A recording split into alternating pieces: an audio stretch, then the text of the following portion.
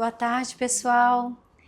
Neste mês a gente vai entrevistar com muita alegria uma nova liderança feminina, a Paula Gotto, que é diretora de planejamento lá na Previ. Tudo bom, Paula? Tudo bem, Lissane? É uma honra Joia. estar aqui no seu programa. Eu queria a gente começar conversando assim, né? Posso chamar de Paulinha, né? Já que a Ah, gente tem um sim, com relacionamento anterior. certeza.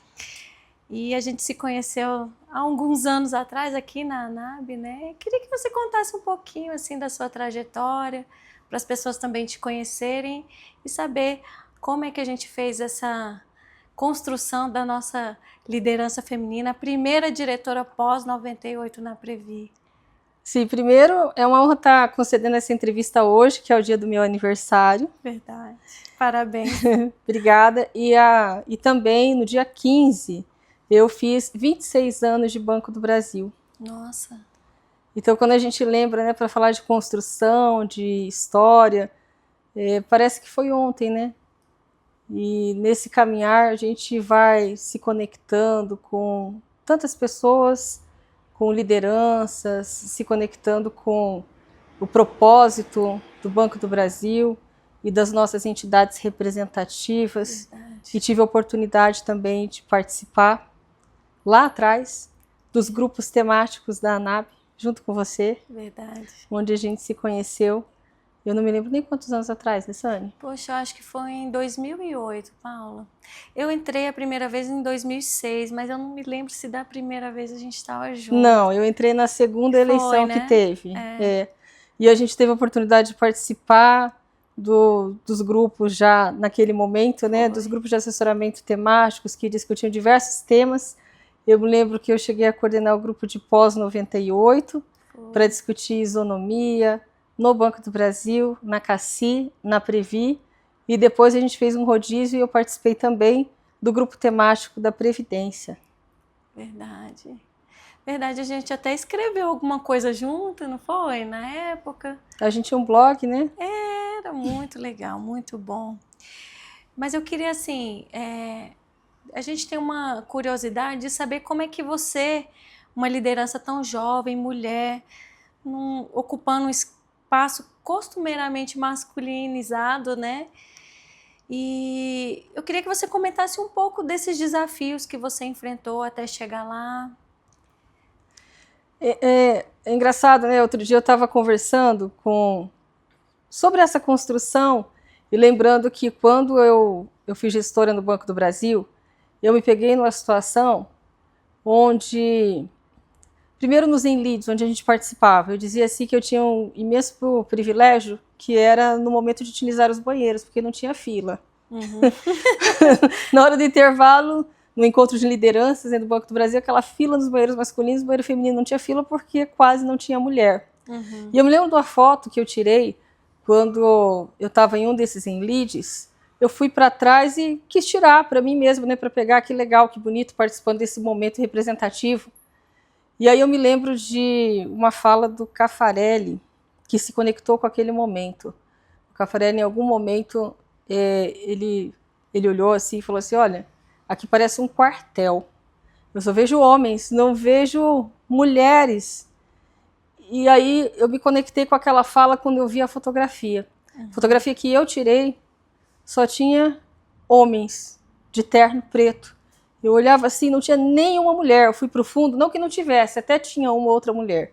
Mas era tão grande a representatividade de homens que naquele momento, naquela fotografia do fundo, não tinha nenhuma mulher.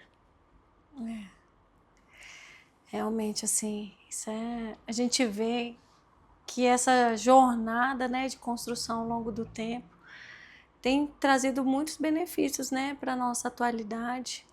E aí, assim, nesse sentido, qual é o legado que você imagina deixar, né, para todos os associados depois do mandato, né, que você conclui, né, daqui uns anos? Como a Paula Gotto gostaria de ser lembrada? Eu acho que nós somos o exemplo, as mulheres, né, quando chegam em espaços, em determinados espaços majoritariamente masculinos, nós temos que deixar a nossa marquinha. Primeiro, evitar aquela máxima de ser one of the guys, né? A gente não pode estar ali naquele espaço e não ser vocal em relação à questão da diversidade e trazer todo o nosso background, todo o nosso conhecimento e diversidade de opiniões, porque isso já é consagrado nos estudos, a diversidade gera valor. Empresas com maior presença de mulheres e outras diversidades geram mais valor no longo prazo. A gente traz uma diversidade de ideias que compõem aquele conjunto. Então, vou citar um simples exemplo, né? Que acho que já serviria como um legado para as próximas gerações de mulheres no colegiado.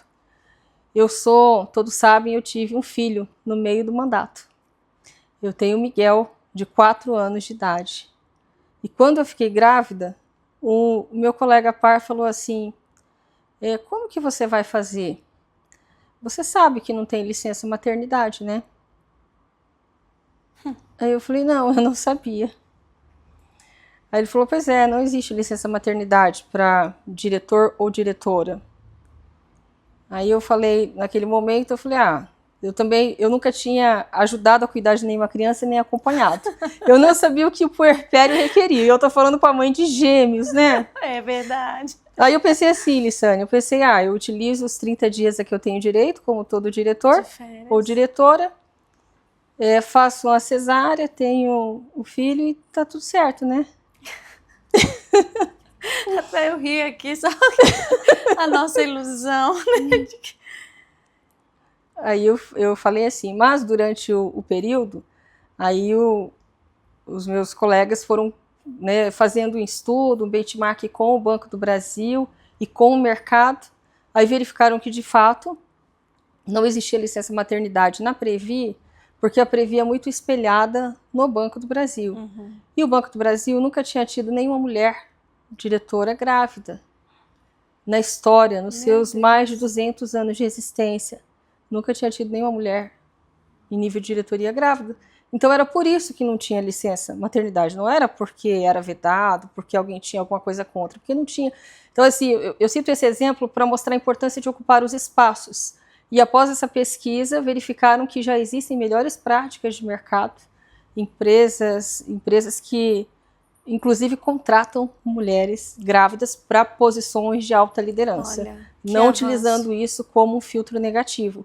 E utilizando esse benchmark, foi que a Previ achou que dentro das suas melhores práticas, a SGI, esse era o momento dela fazer a diferença na história. E ela mudou o seu normativo. Nossa. Hoje, as próximas mulheres podem ficarem grávidas. Isso que você falou, a importância de ocupar o espaço, porque se não tivesse acontecido com você, a gente continuaria numa visão retrógrada, né? A gente não conseguiria enxergar. Isso. Não é nenhuma restrição, você só não enxergou. E, Paulinha, eu mudando um pouco, eu queria que você comentasse, falasse um pouco das habilidades que você acha que são necessárias para ocupar um cargo de liderança no setor financeiro atualmente. Você está ocupando uma área extremamente técnica, né? Que exige muito conhecimento, muito estudo, muita responsabilidade. O que você acha que é importante, né? Habilidade, talento? Primeiro, para a mulher, é sempre bom estar muito bem preparada. Não é que... sempre há aquela crítica, né? A mulher tem que estar mais preparada do que o homem para ocupar os espaços. Fato é que, além de existir essa exigência, de fato, de que a mulher esteja muito bem preparada para ocupar os espaços... Melhor que os outros, né? Ela tem que se provar mais, então ela acaba construindo um currículo muito sólido para que ela se prove. Mas também, né, além disso, é combater dentro de si a impostora que existe na síndrome da impostora. É o que a gente chama na literatura de síndrome da impostora. Um estudo da KPMG comprovou que 85% das altas executivas, em nível mundial, sofrem de síndrome da impostora. é a chamada autossabotagem. É você estar num espaço tão masculino que em algum momento você acredita que não deveria estar ali. Então, assim, essa síndrome da impostora é um dos motivos que levam muitas mulheres a se exigirem. Primeiro eu falei do preparo, Sim. mas você tem que se preparar até o nível de não cair na síndrome da impostora e não achar que você tem que ficar o tempo todo se preparando antes de assumir. Porque os estudos comprovam que o homem, ele de imediato já se sente preparado e ocupa a posição. E a mulher nunca está pronta. E a mulher nunca está pronta, né? Sempre tem uma desculpa. Não, agora eu preciso fazer mais uma pós-graduação. Eu preciso fazer mais um idioma. Não, agora eu preciso... Não, mas é aqui. Então, é retirar essa síndrome da impostora que existe dentro de você e se preparar tranquilamente.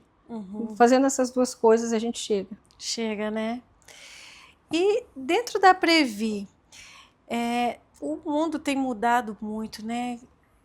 Como é que a Previ tem se preparado para essas mudanças, né, demográficas, o envelhecimento, né, a mudança da tábua, né, e as transformações digitais? Como é que a Previ tem visto isso, né, essa ocupação também diferente das mulheres? Como é que vocês têm se preparado para isso? É importante você falar sobre a questão da longevidade, e eu queria casar aqui a questão da longevidade com a economia de cuidados.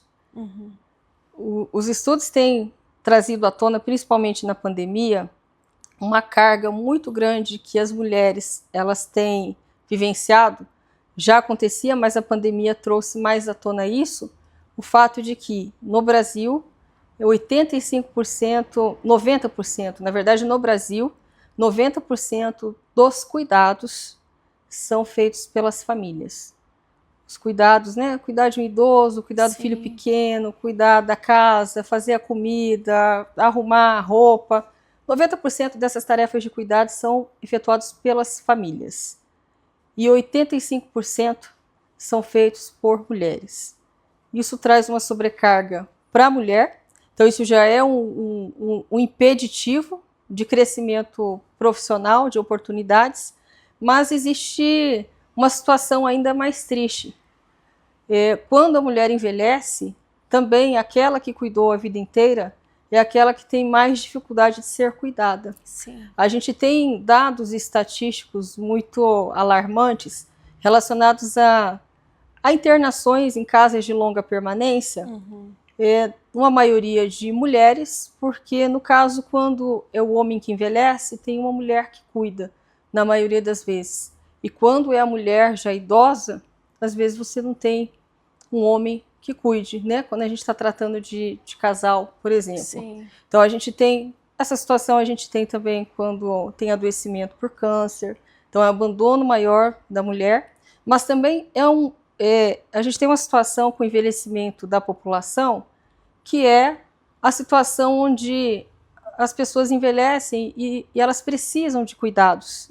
E as famílias, por si só, não dão conta. A minha mãe, ela foi cuidadora de idosos. Hoje ela é assistente social. A minha mãe, ela trabalhava numa casa de longa permanência, onde ela relatava a situação de uma senhora de 90 e tantos anos, que visitava uma filha internada de 70 e poucos anos, que já era acamada, que precisava de cuidados, mas a filha de 90 e tantos anos, a mãe de 90 e tantos anos, não tinha condição de cuidar da filha de 70 e poucos anos. Então, esta é uma situação que vai acontecer, e que já está acontecendo. E nós temos também um dado, e aí é um dado mais norte-americano, a gente tem lá 12% dos idosos considerados old orphans. São aquela população que não tem ninguém que olhe mais por eles.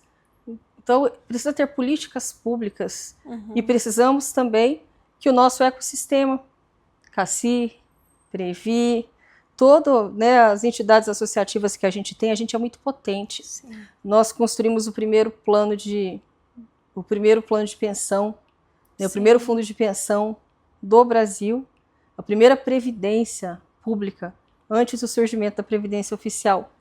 A gente tem a maior autogestão em saúde da América Latina, maior sistema de clubes da América Latina com a FENABB. Tudo nosso é Se a gente pegar todo esse ecossistema, a gente tem condição de potencializar, pensar em soluções. Sim. E é isso que a gente está pensando em fazer no nosso 4º objetivo estratégico da Previ, que é construir a Previ do futuro.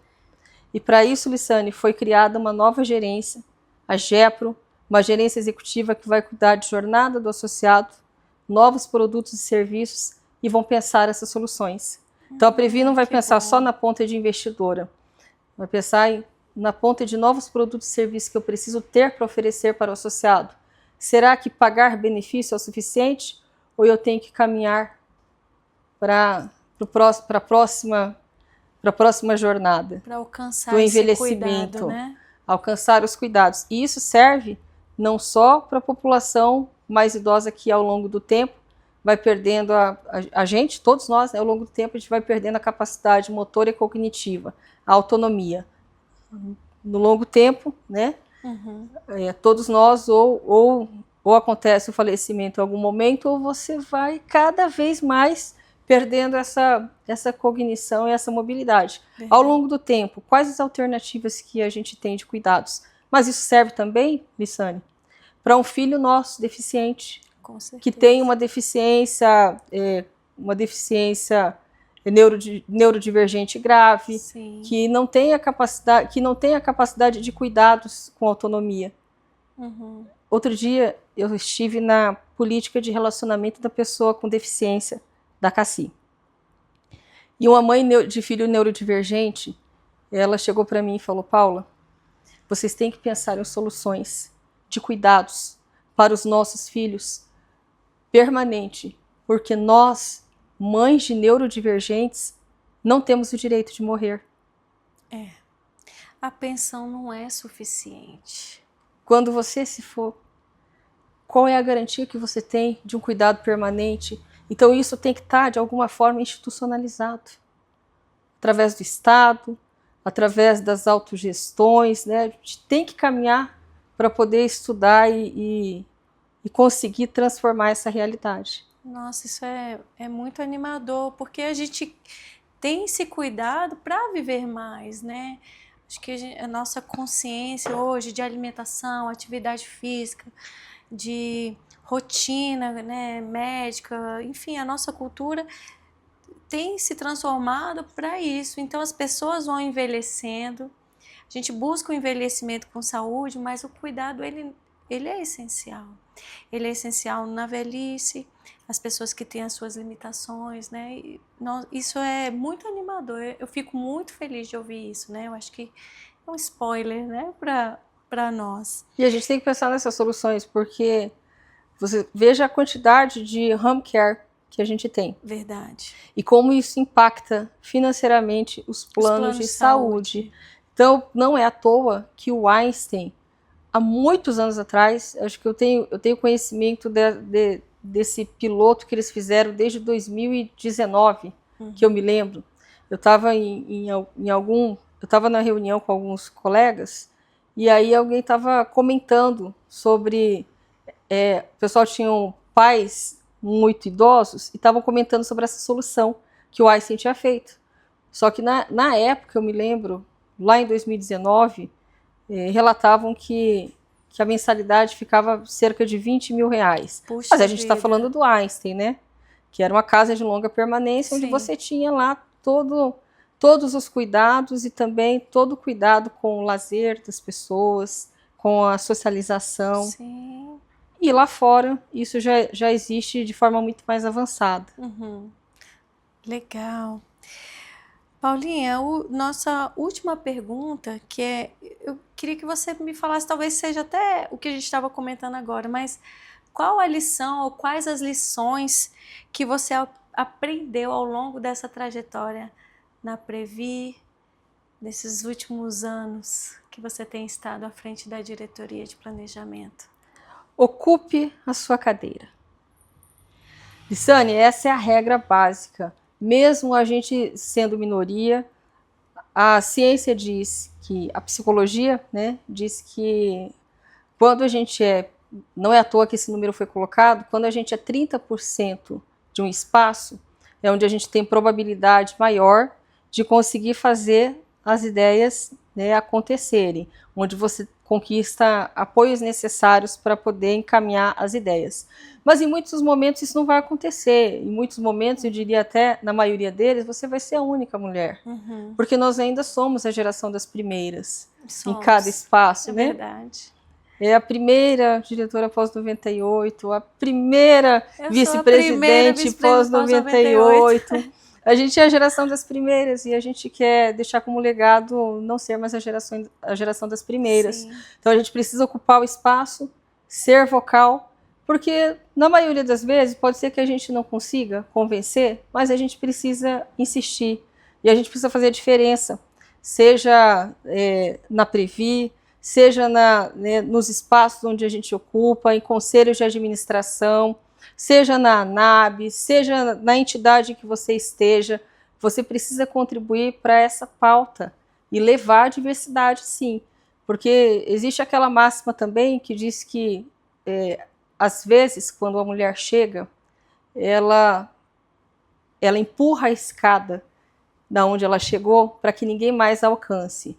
Então, existem duas possibilidades. Você chegar e você empurrar essa escada para que ninguém mais te alcance, ou você puxar a mão, né, para que outras subam. Eu digo assim, uma sobe e puxa a outra. Essa tem que ser a nossa tônica. É a sororidade, nós estamos no mês de março, e aí eu queria lembrar uma pesquisa que foi feita pelo Valor Econômico, publicada em 2023, que dá conta de que, naquela pesquisa, foi identificado que a gente tinha naquele momento de mais de 300 empresas listadas na Bolsa, a gente tinha somente 2 mulheres CEOs, sendo a Tarciana, a nossa presidenta do BB, uma delas, e somente 14 presidentas de conselho de administração, sendo eu e Luísa Trajano, que fomos destacadas na reportagem, 2 delas. Então, assim, dentro do universo, né, de mais de 300 empresas. A gente ainda vai mudar muito a história, né? A gente já andou bastante, mas a gente também vê um horizonte longo para percorrer, né? Mas, finalizando aqui, Paulinha, então queria te agradecer por você estar aqui, dividindo essas informações valorosas, o seu tempo, e especialmente por você ser essa mulher que nos inspira, que abre as portas, né? Que nos incentiva a ocupar os espaços, né? Com coragem, com ousadia.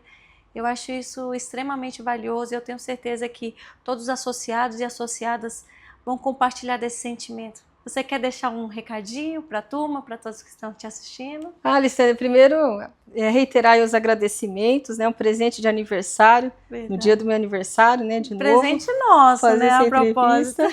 E também deixar uma mensagem aqui para os homens, né? Eu acho que a gente está no mês da mulher. Lembrar que o Brasil, infelizmente, é um dos países aí um dos primeiros no ranking do feminicídio, um dos países que mais mata mulheres, também o país que mais mata mulheres e pessoas trans, que a gente mude essa realidade, que os funcionários do Banco do Brasil, os líderes do Banco do Brasil consigam liderar no sentido de apoiar as mulheres, ajudando inclusive a identificar situações de violência. Em muitos casos é o líder quem identifica que a mulher está sofrendo uma situação de violência e consegue apoiá-la para que ela saia dessa situação. Então meu pedido é para que os homens apoiem as mulheres e meninas e para que a gente consiga construir uma sociedade mais justa, equânime e humana. Obrigada, Paula. E parabéns, feliz aniversário. Obrigada pelo seu tempo. Obrigada, Alessandra.